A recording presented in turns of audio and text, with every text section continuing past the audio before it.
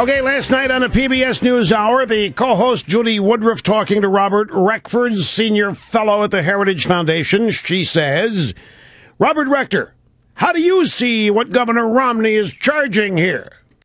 I happen to have written most of these requirements. What the Obama administration has done is taken these and said, they're gone. They are out of the picture. They no longer have any meaning in law, and we're going to replace them with something else. But you should trust us that we're not planning to really alter the program. Their action was completely illegal, and it violates and wipes out the entire core of reform. There's the guy who wrote it, Robert Rector. He wrote welfare reform. And he just said Obama's ripped the work requirements out of it. It's illegal. It violates and wipes out the entire core of reform. Now, here's Judy Woodruff talking to the guy who just said, I wrote it. It's been gutted.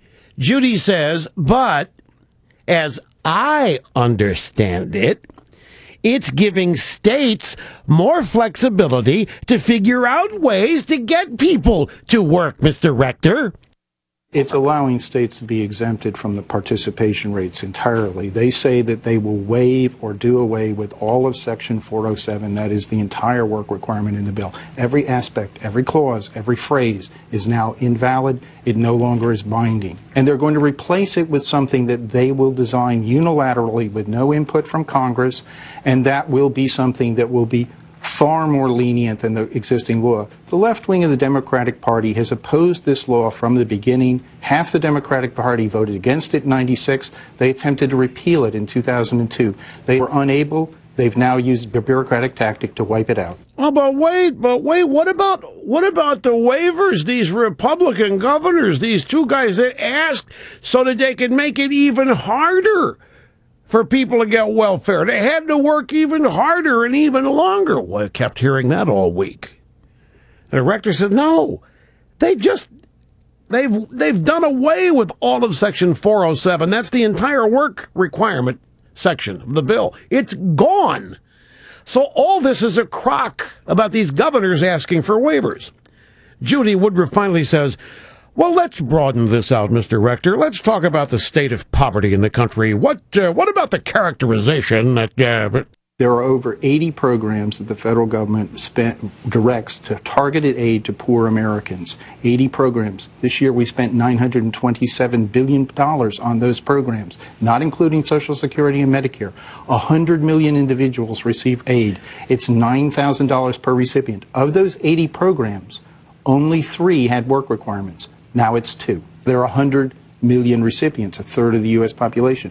The missing welfare state in our poverty statistics is greater than the GDP of most nations in the world. And there, ladies and gentlemen, you have the truth of it all. Let me run through the numbers again here.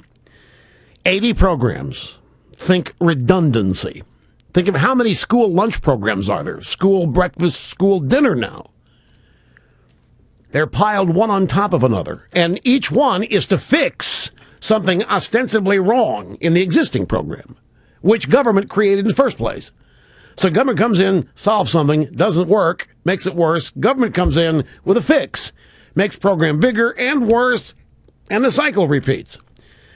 And so now talking about poverty, we have 80 programs. The federal government spent $927 billion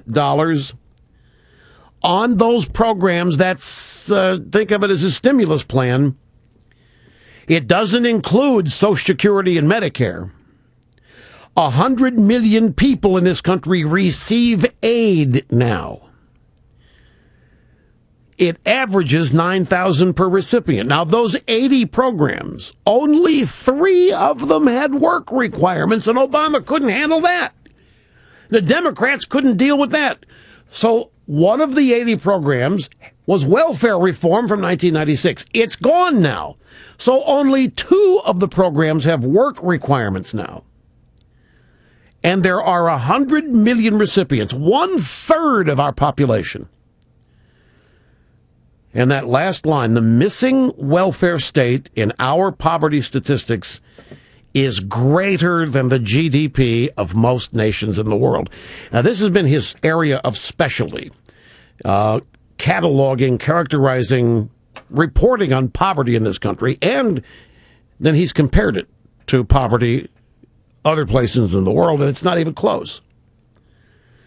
So we're still back to the politics of this. In the midst of Obama trying to suppress the white working class vote, he does this. He guts the work requirements. Romney is able to cut an ad. The white working class voters now get whipped into a frenzy, ticked off at Obama, shot themselves in the foot. So how do they fix this? Well, let's go to the unions next. Because the unions are white people, but they're considered blue collar. But what if, well, let's just go soundbite 22 and 23, Richard Trumka. Yesterday in Washington, Christian Science Monitor breakfast event. Trumka is the president of the AFL-CIO. And they had a discussion on the unions' roles in politics. We have a couple bites. Here's the first. When it comes to working people, there's no contest. Barack Obama is more for working people than Mitt Romney. Mitt Romney is for the very rich. He doesn't identify with us. He doesn't understand what we go through every day. He doesn't understand the decisions that we have to make. They're back now to suppressing the vote, you see. Romney's this distant rich guy, doesn't even care about us. Doesn't care to understand. Guy's wife dies. Romney not concerned. Romney made it possible. Romney made sure that they didn't have any health care. All of it bogus, of course, as you know. But this is the effort. Trumka had one more thing to say. I think he loses and Obama wins. Because I think the American public are tired of the old economy. They see through it. They don't want the economic winners to be able to make the economic policies that are going to continue to stop them and their kids from getting ahead. The world's upside down. The world is the losers. He wants the losers to write economic policy.